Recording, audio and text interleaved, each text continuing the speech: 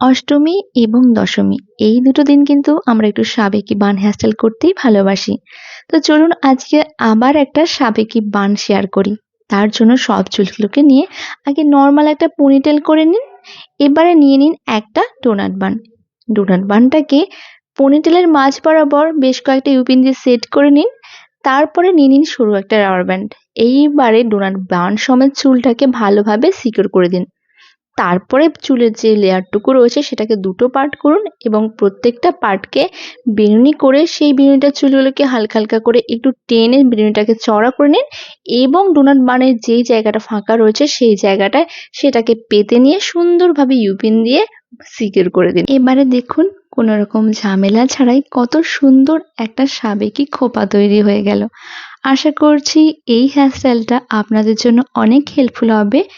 এরপরে জুঁই ফুলের মালা দিয়ে তো এটাকে সুন্দর করে সাজাতেই হবে। আর পুজো মানেই তো জুঁই ফুল ছাড়া কিছু ভাবাই যায় না। তো আজকের এই বান হেয়ারস্টাইলটা আপনাদের কেমন লাগলো আমাকে কিন্তু অবশ্যই কমেন্ট করে জানাবেন। আর ভালো লাগলে একটা লাইক করে